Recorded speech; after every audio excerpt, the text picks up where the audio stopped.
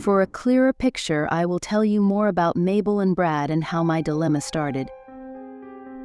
Mabel was once the most sought-after lady in our community, especially due to her history of leading our local team to victory at the popular Calabar Carnival. She also won an individual award as the Queen of the Carnival. Eventually, she found love with a wealthy international businessman. Their wedding was flamboyant and almost a celebrity wedding. They relocated to the city, but a year later, they returned home when her husband won the local government chairmanship election. But before the chairman, there was Brad. Not Brad Pitt, of course, but our very own tall, dark and handsome local general business investor. Brad was in the same troupe with Mabel back in the days. As expected, he started a small troupe tagged the Achievers but had no financial strength to achieve any victories with his group.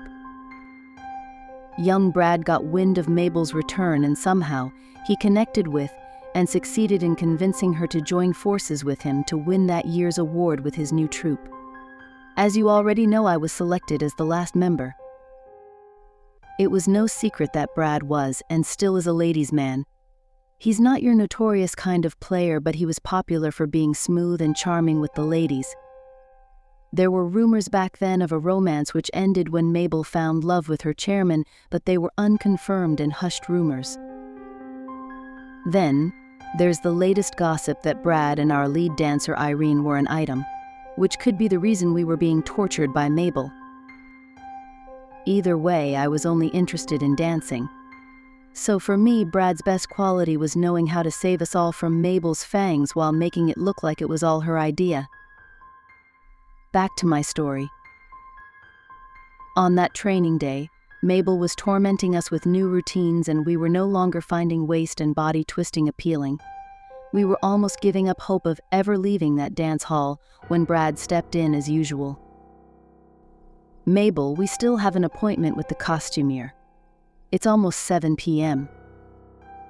His soft voice was like the Hallelujah chorus to our ears when Mabel suddenly sprang around and headed for her special couch. My heart leapt with joy. "Same time, same location this weekend. Practice your routines and get here before me. That's if you have any wish of being part of the upcoming carnival." Her high-pitched voice nearly drilled a hole in my eardrums and worsened my hunger. Good Lord. How does her husband cope with that? I thought as I headed for the changing area with the rest. But I was not in the mood for undressing or sharing a shower, so I dragged my backpack out of my locker and dashed for the exit, while tactfully avoiding the cluster of sweaty bodies and chattering girls, who, as usual, acted as if I was invisible. I nearly made it out, but the sound of my name halted my exit. With a frown creasing my brow, I turned towards the deep voice.